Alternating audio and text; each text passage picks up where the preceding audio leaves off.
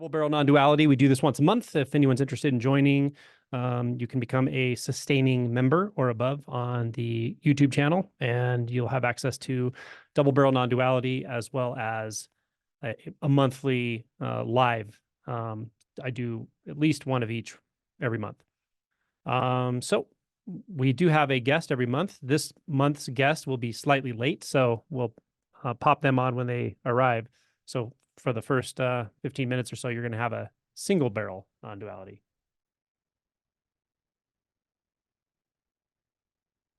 All right. So you can just raise your hand. There's a little button at the bottom of your Zoom screen. It says reactions, and one of the options there is to raise your hand. Once you raise your hand, I'll see that your hand is raised. Hello, Angelo, do you hear me? I do. How are you doing? Fine, thank you. Nice to talk with you again. Nice to see you. Since the last time we spoke, I have learned to relax more and more when the episode of dissolving start to happen. Last time we spoke, I was explaining to you that each time they start, I had a physical jerking motion, and now it's now I am more relaxed, so it's a little bit better. Good to hear it.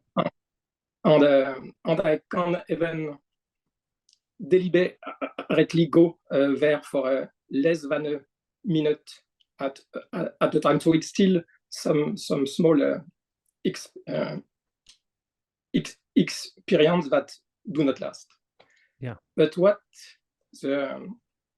I wanted to discuss with you, I will switch my view. Yeah. But what I wanted to discuss with you was feelings that I have now touching much more clearly than before. Mm-hmm. And the first feeling that I felt very strongly was something saying, you do not deserve to be in peace. You do not deserve to be happy. I was not completely surprised because I kind of knew that I had this thing against myself, but it started to become much more clear and obvious. And the second feeling that started to come up was something in my belly saying, no, you are not going that way. No way. So kind of big no in the belly. So I remember that you said several times that we should try to, if there are some forms of meditation or some form of practice that we have avoided until now, it's maybe a good time to try those. So there is indeed one form of meditation that I always felt repulsed by, and it's metta meditation. And the reason I was not wanting to go there was because I kind of knew that the very first step of this meditation, where we are supposed to direct compassion toward yourself, would be the one that would be difficult for me, more than directing to others. So I have started to practice this, and I think it is giving me great results. So I will continue in that way. But for the big no that arises in my belly saying, no, forget about it. We will not let that thing go ever. I am less sure what I can do about this one. So if you have some hints or guidance for me. Sure. Thank you. Yeah. So the no the no experience, you can dance with it. Don't take a position like it should be there or it shouldn't be there. So don't make any conclusions about it. Just see it for what it is, feel it for what it is, meet it directly for what it is. And if it's partially psychological, if it has a story or a narrative or just even the word no or not going to happen or whatever, that part of it is okay. Just dance with it. Just stay with where it moves you as you experience it. Don't try to take a position. Don't try to change it. The biggest thing is don't try to change it. And it seems like we want to change something like that, but it's made out of resistance. So don't add resistance. So it's okay. Just dance with that experience and then go down and dance with the physical experience as closely as you can get to it. The sensations here, wherever it is, might be in your belly, it can move, but also dance with that, just meet it as closely as you can. Not trying to change it, not trying to even label it, certainly not trying to make it go away, or you're not trying to apply any effort. Actually, you're just meeting it. You're like meeting it as if you were meeting a friend, on one side of the street, they're walking and you're walking on this side of the street. You just meet in the middle. Has that feeling to it. No, nothing forceful, but more like a curiosity. And I would do both of those individually. I would spend time with each of those aspects, because when you don't tease that out, then it becomes a kind of has like a polarity that makes it hard to approach at all. So I would like approach both of those aspects, the aspect that says no, that may have a narrative to it, that's kind of up here. And then also the aspect that's actually a physical experience, a direct sensation, and be simple about it. Actually, at that point, there is nothing there at all. It's purely the physical sensation is a belly of something that contract and say no. But there is no story or then I would ask, where does that no actually occur? So like if you feel a sensation in your hand, does it say yes or no? Doesn't say anything. But why is this saying no? Where are you getting that information? So I would explore that. Because like I said, a lot of times these are so woven together, we don't realize it. But just look at what's the no aspect and what's the sensation aspect. That's kind of what I'm getting at. I see. See where the information you're gathering that says no, that you even know it says no, versus yes, versus maybe, versus nothing. It's very subtle stuff, and it's simple and subtle, but it has a lot of gravity to it when you're down this deep. So so just approach it with, like I said, with the sort of gentleness, with a curiosity, and no force. Okay. Okay. And is it useful for me to spend some time just to let myself dissolve, because this is quite enjoyable that when I do that for a short period of time, but I don't know if it's helping me in any way except being a nice experience. I would do it as part of your practice, perhaps like your first round of meditation or something like that, but I wouldn't do it exclusively or too excessively, honestly, right now at least. Okay. Thank you. Because it can lead to a little disassociation, a little, because it feels good, So it's okay, but I would also spend some time doing this kind of direct work we're talking about. That and continuing metta, I assume. Oh yeah, I think so for sure.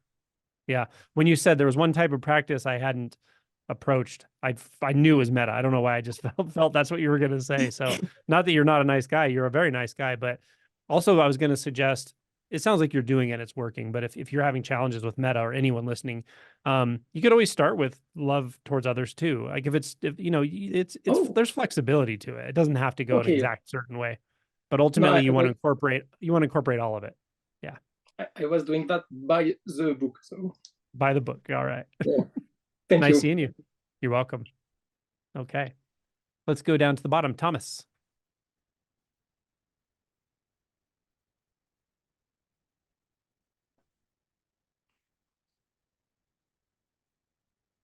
He might not have been ready because he was at the bottom. Hi, Angelo.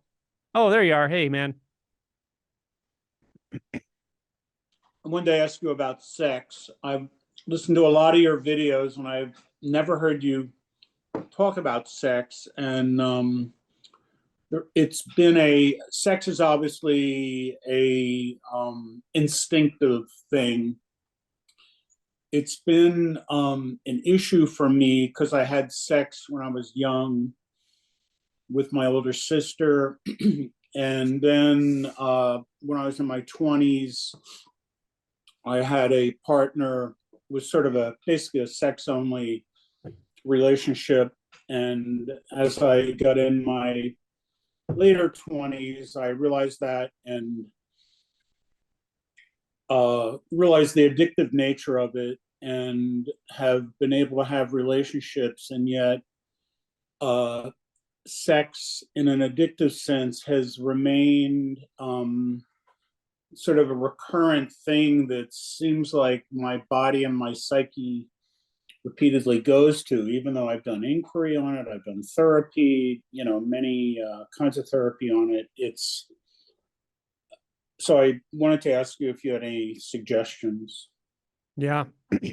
I mean, I don't have a strong position for or against sex in general. Like, it's not a charged issue for me at this point, but I've gone through all kinds of iterations of exploring it and looking at what it's tied to and so forth.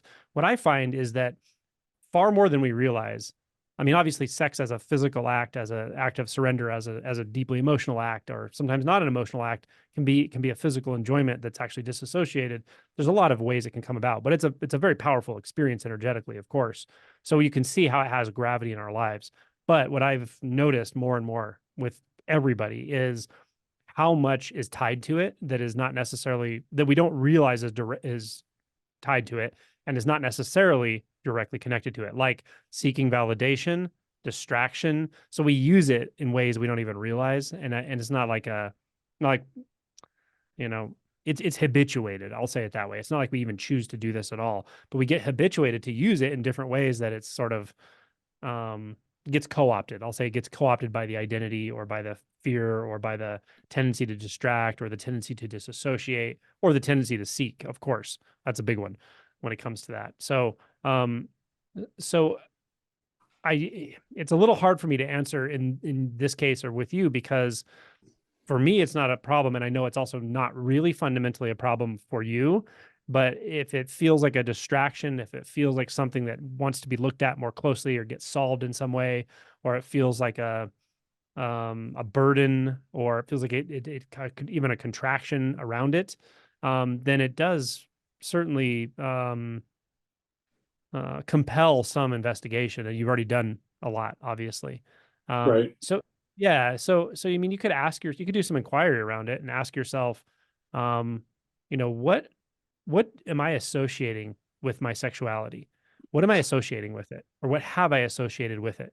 Whether it's emotional connection, like you mentioned, a situation with your sister early in life, that can really wire in an idea about maybe safety or security or family. Like, a lot of those things can get sort of wired into the habitual patterns and so forth. So I would actually maybe do some writing, write it out, ask yourself these questions. What have I associated with my own sexuality? Where do I think it potentially causes harm? Where do I think it potentially adds benefit to my life? Like, really look at it in a balanced way. And you can also ask yourself more in inquiry, rather than when you are writing and doing a little bit more of an analytical approach. When you're sitting silently, you can ask yourself, what is it I don't want to see about my sexuality? What am I not looking at? What am I not seeing? Or what am I avoiding? And also, I want to just tell you to, go easy on yourself. We get a lot of shame built up around sex. We get a lot of all kinds of emotional stuff built up around it. But the truth of it is, it's in and of itself, it's fine. Can lead to danger. It can lead to compromising situations. It can lead to, compromised relationships and so forth. But it can also just be a natural way to express affection, and it can be a physical activity, all those things, right? So it's a mixed bag for sure. But for you, and where the question seems to be coming from, I would sort of unpack what you've associated with it. Oh, there we go. Okay, sorry about that. One thing I want to ask you is, I've been a long-term meditator from when I was in my mid-20s. I basically only like to meditate for 15 or 20 minutes. Like, I did a sesshin at a little Zen center I'm part of, and it was very difficult for me. We had, facing the wall, and had 40-minute periods. It was so boring, and it's like hell. Why am I putting myself through this? So could you speak to that? Yeah. I mean, these may be actually related in some way, even though the two questions seem different.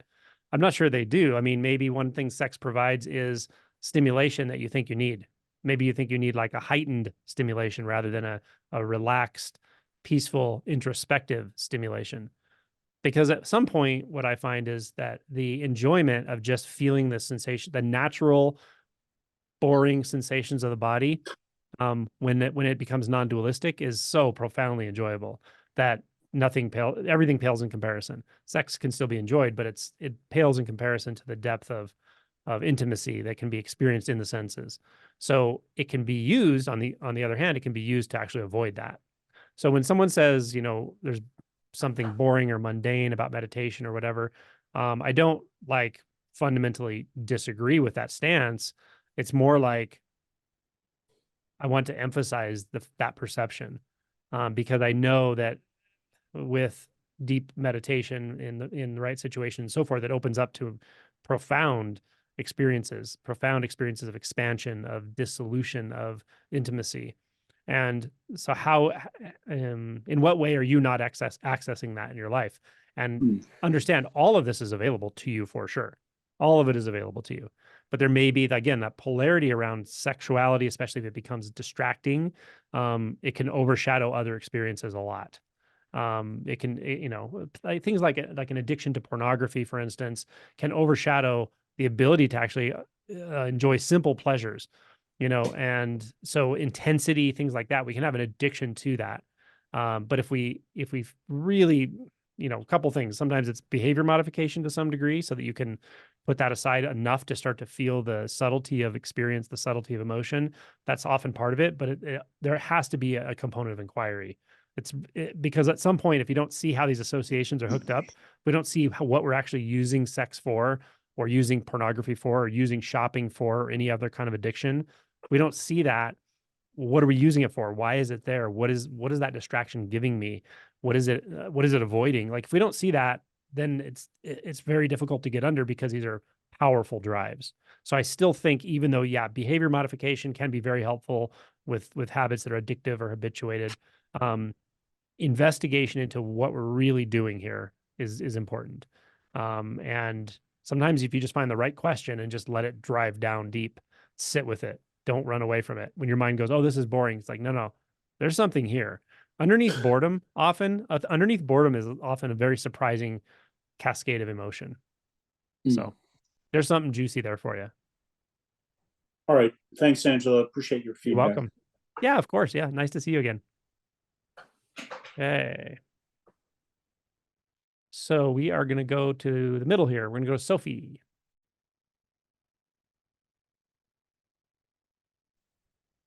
Hi, Angelo. Hello. Hi. Good to see you. Oh,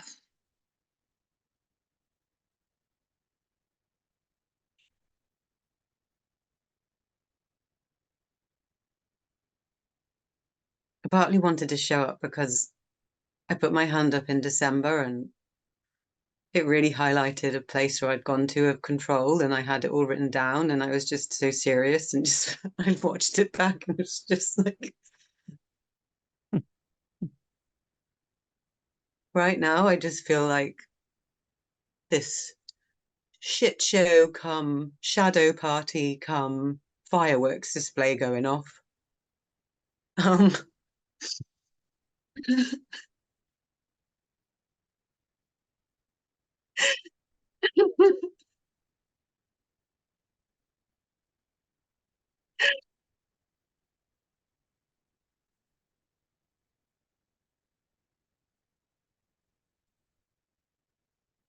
And like I'd really built up this really secure and important spiritual identity until about 4 years ago. And it was like healing, and I was going to overcome all this stuff, and I was going to be important, write a book and become famous, and, all underneath stuff going on. And then like the bottom fell out of my life in a way, and all of the stuff I was healing from fell away. And there was this like, what the fuck am I going to do now? And then it feels like I was introduced to non-duality, and then that's then become this sort of like subtle importance and superiority, and I'm seeing it, and it feels really painful and ugly, and I just don't want it.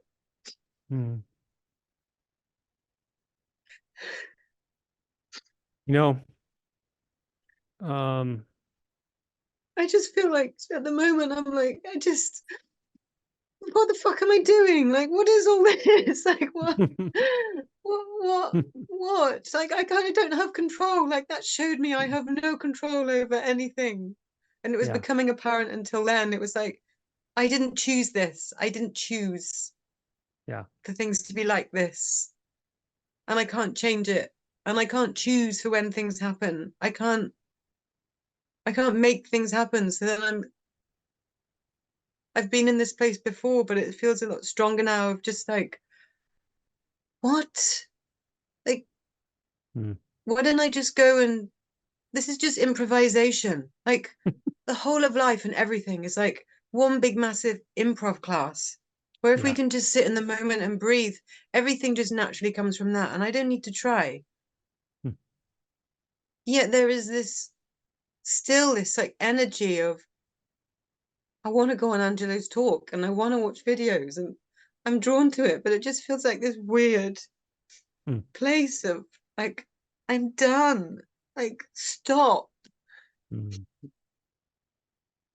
also this like connection with people. And do those have to be two things? Do those have to be different things? Stopping altogether, submitting to the lack of will and enjoyment of people or whatever the fuck you want to do right now, whatever it is, whether it's non-duality or eating ice cream or taking a walk or going to sleep. Like, do those actually have to be two things? Maybe they're not two things at all. Our minds like to go, it's either this or that. If it's this, it can't be that. We're always looking at evidence to like second guess ourselves. But the bigger answer or the bigger thing I wanted to say was when you started, like you gave a beautiful dissertation on how this process goes. And it's not just for you. We start out with the spiritual journey, the spiritual idea, the spiritual idealization and identity. We can't, there's no way not to have that at first. And then we realize this is not an additive process. This process isn't going to add stuff to us. It's not going to give us what we think our spiritual identity wants. It subtracts that. So at some point, the spiritual identity is gone. Then you find non-duality, right? You're like, oh yeah, that, it's more poignant, more punchy, more edgy or something. It hits at a deeper level maybe, but we're still going to believe we're going to get something out of it, or it's going to be something for us. And then that's gone too. And then you're left in this place that's just kind of like the bottom fell out. And it's like, I don't know. Am I supposed to go down? Am I supposed to go up? Wait a minute. I can't go anywhere. I have no choice. I have no will here. So what I really want to ask is, because everything you thought was going to happen didn't happen, or it didn't give you any of that, is that a bad thing? Could that be like the best possible thing that ever happened? That you actually don't know. You don't know right now. You don't know, but you don't have to even extrapolate that I don't know into one other moment, past or future. It's right here. The I don't know is so powerfully poignant right here.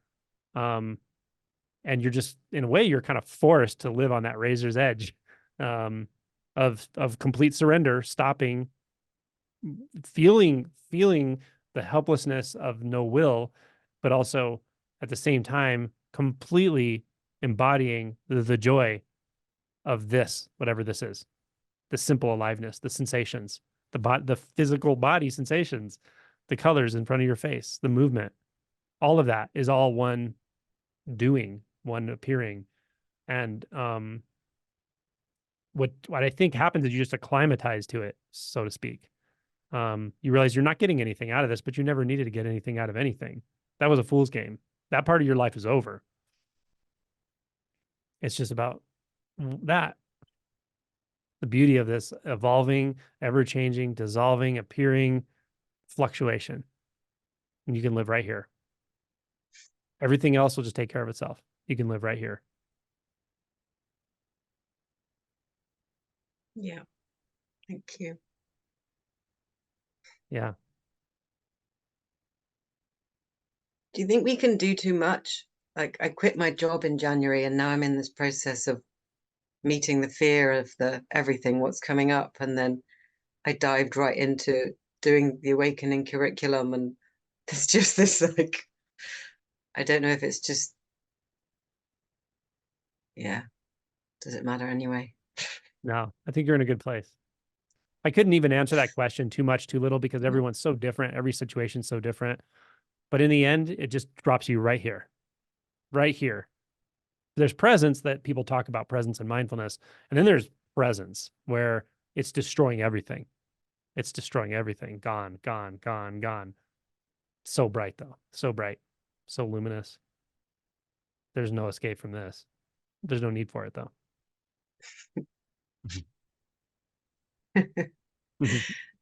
Thank you. Good to see you. You're so welcome. Yeah. Much love to you. All right. Let's see. I think we might have our guest here. Let's just check. I have a suspicion. Hello. Okay. I would like to say just that I apologize for being late. I don't treat this wonderful gathering lightly at all. It was just forces beyond my control that we sometimes have to surrender to made me come late. But it's great to see everyone. All right. That's Kogen. Kogen's going to be sharing the space of answering questions here, or reflecting, or whatever we do. So let's go to Matt's iPhone. Maybe Matt's on the phone. Hey everyone. Thanks Matt. for the opportunity to chat something through. In my early life, I experienced a lot of shame, and the exploration of shame has, well, it's been the sort of central theme for maybe 3 or 4 years, and in a very direct way. And at the end of last year, I said that before I could stop it, I said this prayer where I was like, I want to know what this is, no matter what. And like, as soon as it went through my head, I was like, oh, fuck. Because, you know, I've found myself saying prayers like that before. And I understand that life answers. And it did. And I just experienced the most, like, in some ways, kind of garden variety moment of shame, but it was very painful. And I sort of went to the center of it, just went right to the center of it. And it just, like, this thing, this emotion that had been, I think, the reference point for me for all these years, just kind of revealed itself as love, as just the same as everything else. And I was like, it was so just mind-boggling and so obvious too, you know, to be sitting right in the middle of this thing, of this emotion that I had spent my whole life referring back to in one way or another, and to find that it's love. And since then, really, when I have felt shame, I have found that it's kind of sort of just the same. I've had the same experience. Shame arises, and then there's sort of just seeing what it really is, and then it kind of falls away. And yet there are these pockets in my life where I feel like I'm still in this sort of gravitational pull of shame, and that's cool. That seems like a very natural, realistic place to be. And one of them is in moments like this, interestingly, you know, being seen, using my voice. And I have to use my voice in my work often. And it's very clear that this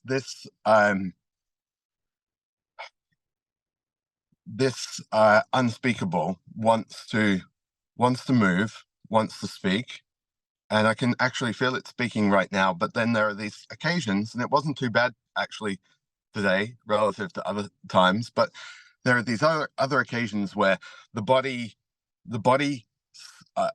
must be referring back to some of these prior experiences of being seen, of being visible, and suddenly there's a lot of heart rate, accelerated heart rate, all of that sort of very classic stuff that we get when we're being visible.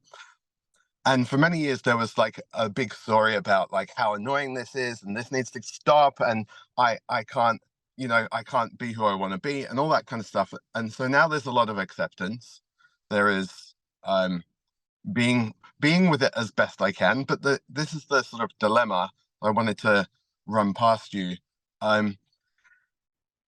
Maybe with the exception of today, it's often quite hard to actually really investigate and really consciously allow these sensations when you're actually trying to do a presentation or have a conversation with somebody or whatever. Because there's, I feel for the love of the person that I'm speaking to, or the people that I'm speaking to, or to really honor what they're here to find out from me, or whatever it is, the context. It doesn't seem like the right moment to be like, oh, everybody just give me 10 minutes whilst I just sit with these sensations that are coming up in the moment. So part of why I put my hand up today is because I knew I would be able to like almost replicate the same sensations in an environment that, would tolerate and value the exploration. But of course I can't show up here every week, every month and be like, here I am. So I'm just wondering if you have any suggestions on how I can shine my light into this. And I think the other factor in it is the more and more shame is no longer the reference point for who I am, the more like just generally I notice like the plug has been pulled out of that whole identity, the more it's kind of just naturally falling away. So there's a greater ease I'm noticing even right here, right now. So maybe this just happens organically and it's just a kind of a time thing.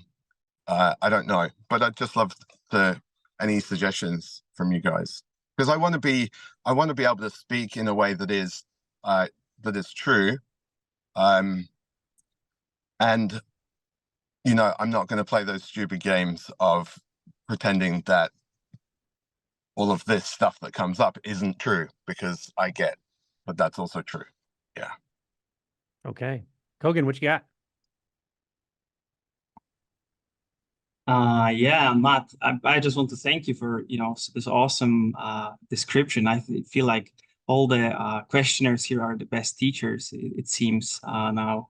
But, I totally can relate to what you're saying. It's beautiful how much authenticity you have and how intentionally you come, wanting to shine light on every corner of it, right? Because the kind of beauty of this process is that nothing is left behind, and everything is, as this old saying goes, to know and not to be is not yet to fully know. So of course we want to bring light to every pockets of this shadow. But as you say, I think also there's this important piece of honoring being with other person in this moment. And I think there's this sort of natural process. Generally, it's maybe counterintuitive, especially like from people like myself who came from like a traditional background. There's this way of thinking that first you have to prepare all the conditions, like really dissolve all the obscurations, and then the sort of realization come forth. And the truth is, for the most people, it's realization dawns, and then there's this much longer process. The realization can happen like in an instant, right? But then the process of actually embodying it and kind of really reaching all those layers, which there might be still some that we are not aware of, and they come slowly to light. It's a longer process. So definitely like a loving sort of attention and patience is the name of the game. But at the same time, practicing in a smaller moments is much better. So as exactly what you did, as you said, you came here because you knew that it's a safe space and everybody, you know, is here with you for that reason. In the same way, if you have people in your life that you feel much more comfortable with, you know, they are kind of more understanding of your path or of your process, you can set the intention, as you say, you know, when you look and see through this sort of, you know, hurricane of shame, and there's in the center of it, there's this stillness of just unconditional love. Like you can tune into the unconditional love itself, and then going into, let's say, knowingly that you know that you are going to have a conversation, just you can use like this simple inquiry question, for example, how this love will have this conversation. And then not to premeditate anything, but basically to tune into it, and then as this love speak, you know, as this love be with this person, and in those safe situations, it's easier at first, and you'll be able to kind of train in that way. And you know that the really triggering situations might be difficult for quite some time. I mean, they might be not. It's every person is different, but through practicing on a kind of simpler situations, intentionally, just bringing this you know, kind of openness and just, you know, kind of reconnecting with the kind of love, and saying, okay, now I will have this conversation as this love, right? And even if the sensations of shame might still kick in a little bit, you know, they are still, you know, part of the same blossoming, and you know, not necessarily something to be removed, but something to be completely also embody and experience. And then progressively, you know, probably in those more difficult situations, that would be, you know, becoming more and more easy and kind of and sometimes, you know, the kind of beauty also of this path is that we want to kind of have this sort of, you know, like we want to have resolved certain problems, but the beauty of it, which is kind of humbling, that we have 2 steps forward, 1 step backwards, and sometimes 3 steps forward and 5 steps backwards. It feels right on this kind of in our experience, and just, you know, but you also express this sort of acceptance and you know, just loving the ride, loving this process. You know, it's really all what it takes to kind of just gradually steep yourself into it, and it'll come forth more and more. Yeah. Thank you so much. That's really beautifully put. And yeah, sometimes I find I have found that those sort of inquiries, like about being love speaking or letting love speaking, can get me into, can reactivate that doership, can reactivate that attempt to control, like the mind going into, well, what would that be? And I've kind of in some ways erred away from that in those moments, and more towards just trying to be with the sensation, be with the heart rate, be with those, like I do couples counseling, and I was actually meeting yesterday with a couple who have some violence going on. I've never worked with a couple like that before, and they came into my office, and I sat in front of them, and this heart rate, this, you know, sweaty palms was there, and I just like, and they were mirroring it too. Like I could see they were like terrified sitting in front of me, and I'm terrified, and I'm like, I want to speak from what is authentic, what is whole, because I know this is what they're here for. And so it was more like a kind of actually just like really as best I could, like trying to give attention to all these physiological sensations in front of them silently. And after a little, like, it was just a little bit like rocky for like about a minute, and then it kind of it just found its way. I guess that's the best way I could put it. And I think maybe that's what I'm learning, is like that, you know, even intense sensation is no match for it. You know, like we can trust it. God, it gives me shivers like saying that. We can trust it to handle even the most intense physiological if we're open, if we're surrendered, like if we're willing to trust it, it will take care of that. It will find a way. And it did, it did. And I noticed it is right now. Like, it's, yeah. Thanks, Kogen. That was really. Yeah. If I can just add one thing, yeah, maybe please. just semantics, but how you said is like it can withstand, even the most intense sensations, but kind of embracing the sensation within it means you can trust those sensations equally. They are not two kind of separate things. And the thing, as you said, I think it's absolutely on the money that in the moment, it just kind of fully surrendering to whatever is arising. The distinction that I was trying to say is not about like trying to think in the moment what would this sort of vast presence say. It's rather tapping into it and then going into the situation as that, not as a character, as a mat, because the kind of often what happens when we start to speaking with people, that's the tendency, that's the kind of situation that the most brings us to like a personality.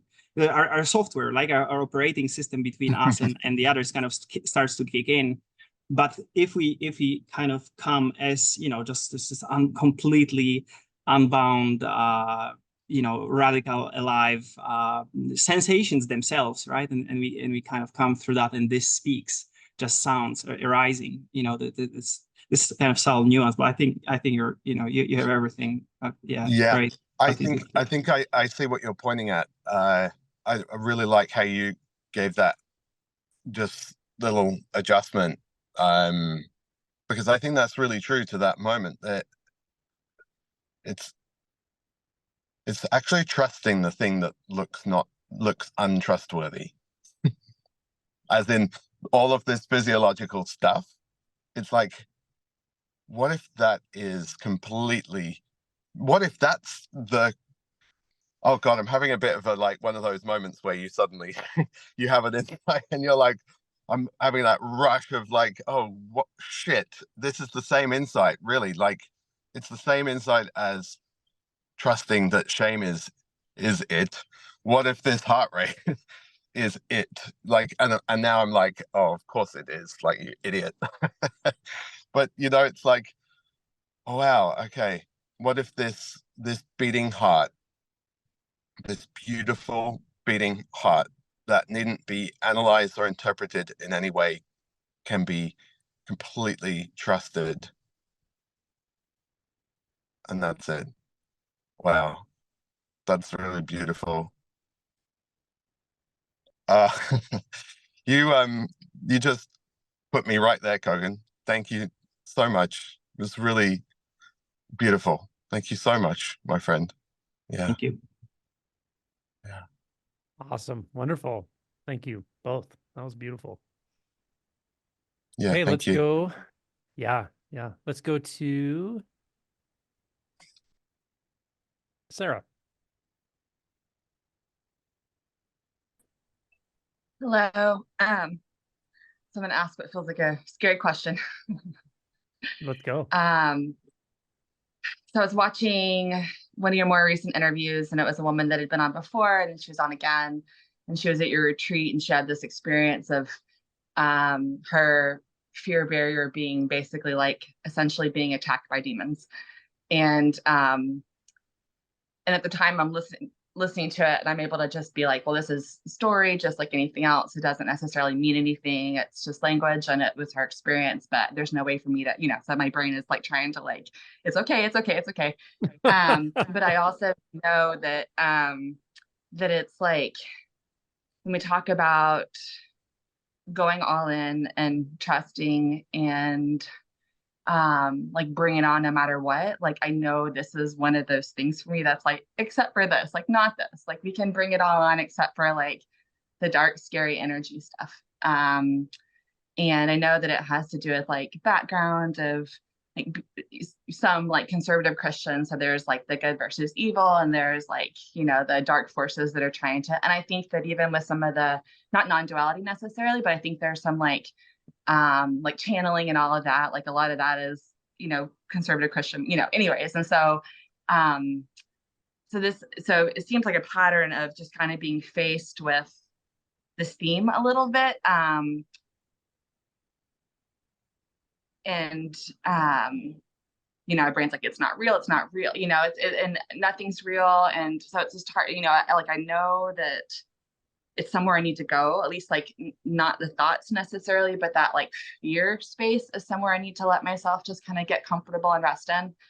And it's also interesting because I have an 8-year-old son that's scared of the dark. And so it feels like almost an opportunity a little bit to, because I was too, and I know that it's just that the dark and the unknown and the just like all of that is just kind of connected. And so, you know, so I was like, well, I'm scared to ask this question, so I'm going to ask this question. So I don't know if there's a question in there. I guess, what do I do with it, or how do I work with it, or you know, there's pockets that you're like, I'm willing to go all in, like I'm here for this, except for like this, and except for like this over here, you know. So yeah, I get it. Yeah, you know, when you said when you just described your son being scared of the dark at 8, it totally reminded me of a line from a movie that's called The Prophecy. It's pretty good. It's with Christopher Walken, and it's kind of like a biblical, it's like a war in heaven, and it's like the archangels are going to war, and Eric Stoltz is Gabriel, I think, and then Christopher Walken. Oh, I think Christopher Walken's Gabriel, Eric Stoltz is Simon, and there's like the archangels that are that believe in human will, and there's the archangels that don't think humans should have any will at all, and they hate humans, and they think humans got between God and them, and they're out of the grace of God. All this anyway. But at the very end, it all centers around the priest who basically lost his faith, and he ends up being like the central character of this entire movie. And at the very end, and then the devil shows up, actually. Satan shows up at some point. At the very end, he tells the priest, I think the priest tells him, he says, I have a soul and I have free will. He says, what do you have, angel? And the devil just looks at him and he said, when you were a little boy, you used to run and jump across the room, turn off the light, jump across the room onto your bed because you were afraid I was underneath it. He goes, you know what? I was. And then he says, leave that light on. Right. So he's talking to an adult now, you know, and so he like brings it from childhood into adult. That's exactly what it feels like when you start to experience this like existential terror. And so whatever, exactly. So whatever that conversation that I had with Sasha definitely catalyzed this for you. It opened up something that said, oh, wait a minute. Oh, you mean that door I shut a long time ago that I never thought I'd have to open because I have an adult identity now. Right. It has that feel to it.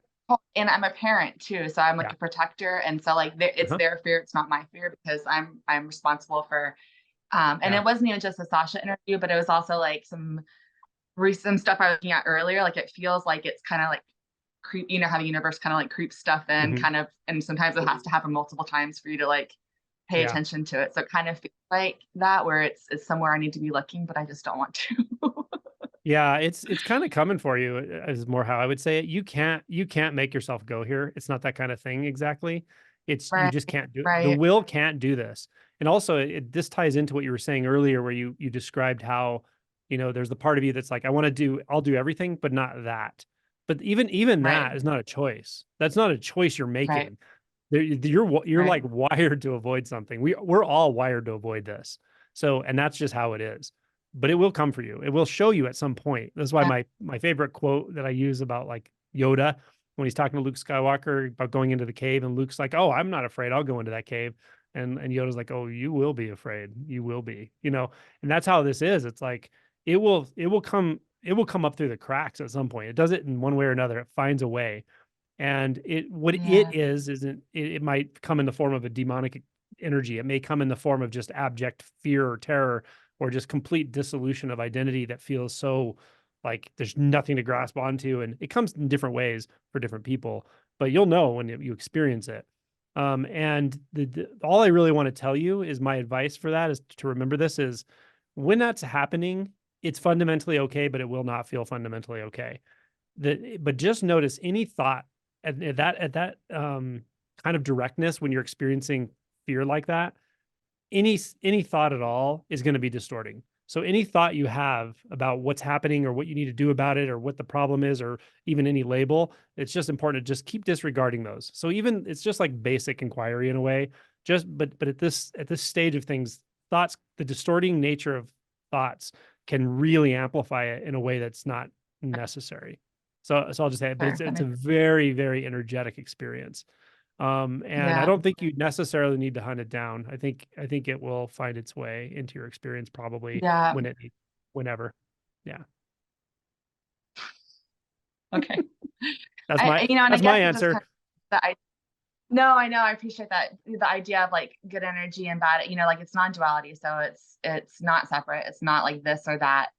But it does seem like they're, like, and I don't know if it's like the relative versus absolute, where they're like in the, because I don't know, like I mean, the brain obviously, I guess, is just trying to figure it out. But so all of that stuff you're saying, all that stuff Yeah. you're saying, all those thoughts you have about this, all of the understanding, that's actually trying to avoid it a little bit, right? What I'm telling you, Yeah. the advice I'm giving you is when this is full on for you, don't do that. Like, Yeah. do not do that to yourself, because it will make it so much worse. And it seems Right. like the thing to do, but that's what allows you to get there, is that you have enough insight to really drop completely away from all those identity structures that are trying to protect you from something. You don't need protection Right, from figure it out. this. Yeah. Right. So just don't try to adjust it. You can't. And that's exactly what Sasha was saying. She's like, she's like, I'm rational, I'm logical, I've manifested all kinds of things in my life. Like, I know there's no demons. I know that. And she said she realized like those identity structures weren't helping at that point at all. They weren't mitigating the experience at all. And I think the insight is, and they don't need to. Like, you have to let go of those. You have to go beyond your story, even the most fundamental story that you started telling yourself when you were young, to avoid that terrible fears that kids can come into contact with. And that's the basis of the story of you, in a way. And then you built a bunch of stuff on top of it, but you'll go back there at some point, and it's just, all of us do, and it'll be okay. Yeah. Kogen may have a completely different kind of answer to this. Cool. No, I totally agree. I mean, one thing that comes to mind to kind of maybe add to that is also you can be kind of a little bit on the lookout on the sort of this fear that kind of stands sometimes at the threshold of kind of letting go into the unknown. It also can like put on different masks. Just be now you kind of listen to this interview, and it kind of elicited something like from your background and faith or childhood or something. But maybe a little bit later on, it can also come into like, you won't be a good mother if you will let go into it, right? So it can take different masks and different forms. So Right. it can be also useful to just kind of recognize the same sort of pattern, like of some sort of doubt and fearful thought that tells you that everything but not that. Usually that's the Right. very mechanism of it kind of keeping the gate kind of standing between you and the kind of gate of just unknown completely. So just kind of being learning its signature, learning its games. Sure. And that makes sense. I mean, because I feel like that's what we do with emotion anyways, is emotion arises and then we create the story around it. And so like it's the story is not what's important. It's allowing what's trying to come through to come through. So that makes sense. Yeah. But kind of regarding the demons, I'll just throw it in. Like sometimes, whether you want to call it demons or archetypes or something, but when I was going through like a Kundalini awakening process, and it was really wild ride, and there were times that the sort of energy of different sort of, let's say, rage was so intense that it kind of felt like it could feel like pretty almost like an entity of its own, right? But the interesting point was there are those practices in Tibetan Buddhism which kind of explore those archetypes on purpose in a certain way, because then whatever is hidden in a shadow, if you explore it directly, it loses control over you. So sometimes, when I was feeling anger, like this burning, fiery anger, I would kind of just visualize myself as the sort of wrathful deity with like just destroying worlds, like not even like settling on a village or something. I just destroying the whole world kind of deity. And there was something about completely being in this archetype in a kind of conscious way that it was kind of letting me free from it in some way. So I don't know if it's useful, but it's something to play with sometimes. Yeah, that's interesting. Yeah, cool. Thank you. Yeah, along those lines, I can tell you from my own experience, and I have had experience with demonic energies very directly. And I think over time, it turned into something that just feels like compassion. Like it can be the most terrifying, demonic, hateful energy. And now I feel compassion for it. So there's a way to come into communion with it as well, but you kind of have to move through that very abject fear to get that, to that, I think. I don't know. That's how compassion for the suffering, whatever it is. Yeah, I just feel nothing but love for it. Yeah, it's suffered more than all of us together in a way. To me, these energies are energies, and they can take archetypal forms. They can take personal forms, impersonal forms, demonic forms, for sure, all of that. But they're like collections of energy that has been subject to massive amounts of resistance, repression, essentially being shoved into the shadow. And that's where they gain their power from the shadow, because that's where they've had to live. Yeah. So things change when they come out of the shadow, but there's a acclimatization process where you come into communion with it more, because it doesn't feel apart from me either. When these experiences come, they're not apart from me at all. There's nothing that says I'm here and the demon's there. And even though it doesn't feel safe, it is safe. Yeah, totally. That's exactly right. Yeah. I don't even need it. It can feel so unsafe. There's so much, I don't know how to explain it. There's so much trust in this that it doesn't, I don't even have to tell myself this is safe. It can feel completely unsafe. And it's okay. It's just full immersion. I don't know how else to explain it. If you're 99% immersed with something like this, it'll be torture. If you're 100% immersed, it's bliss. It's compassion, love, something like that. Yeah. Cool. Great question.